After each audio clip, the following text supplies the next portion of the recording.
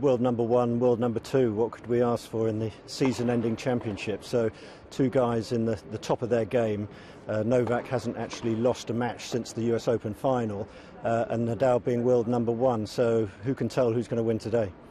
When it comes to Nadal, he's never won this event. Do you feel that he's got a point to prove this evening? Most definitely. Yeah, I think this is the one that's just been out of his grasp, and he's playing the best tennis he's ever played here. I mean, I think he's hitting the ball harder, moving better than he's ever done. So, yeah, I think he's looking good. Are you allowed to tell us, if you had 10p, which way you'd put it or not?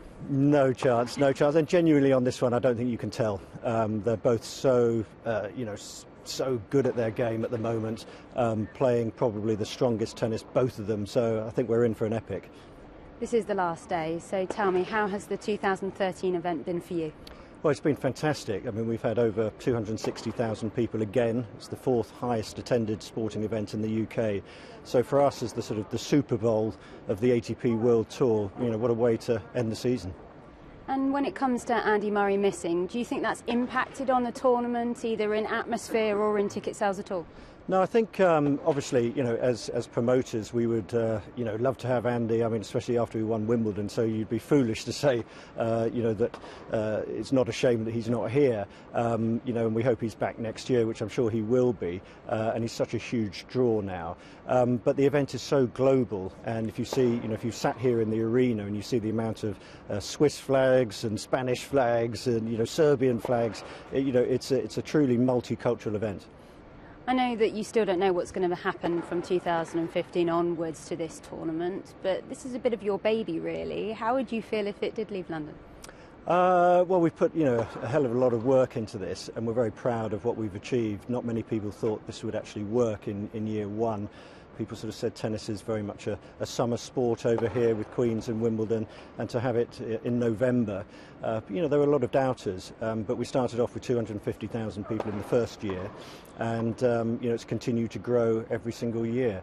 We put a lot of heart and soul into it, and we'll see what happens in the future, but we've got another 2 years to focus on, and we'll see what happens.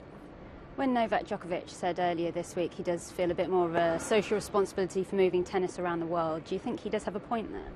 Well, I think everyone's got a view, and we take all players' views incredibly seriously, and the ATP board will make a decision of what will happen. But there's multiple views and issues to take into account. Geography, weather, following from the preceding indoor season. So I think we'll weigh up everything, and we'll just see what happens post 2015.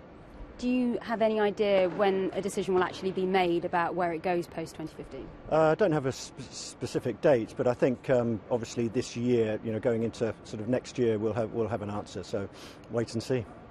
We know that the ATP board is going to be having meetings over the next week or so, and one of the things they're deciding at the moment is who their new head chief's going to be. Your name has been mentioned a lot. How have you reacted to that? Well, it's been quite easy actually for me this week, because I've just immersed myself in this event, and my focus is delivering this event to as high a standard as it can be, and we'll see what happens. I've no idea, but let's see. Am I allowed to ask you, if it was offered to you, would you be interested in the position? That's a question that I can't answer at this point, but it's a huge position, and anyone would like to take it. So, but we've got to get through today and see what happens. Is it nice just to be mentioned in those circles after a lot of people said that when you weren't even considered for the LTA position that you are being held in that regard? Yeah, it's great. I mean, I think it's a sort of reflection of what myself and the team have done here. It's been a massive team effort. So sort of with delivering tennis at Queen's and here at the O2, it's great. It's very nice to get compliments.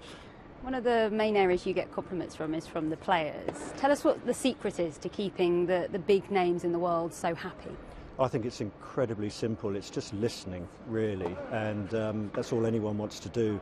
At the end of the day, is just their voice is heard, and sort of having hacked around on the tour years ago myself, I have a sort of an understanding of what their mentality is.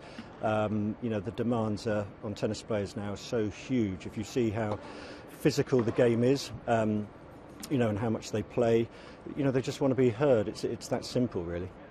And lastly, it's the final tonight. What will the celebrations be, and can we expect to see the winner parading tomorrow anywhere? Well, we'll see who wins and see what they're up for. But at the moment they're both so focused on winning this match, and the rivalry between the two of them is just it's at fever pitch. So I think the crowd and the fact that the two of them so want to beat each other, I think it's going to be electric.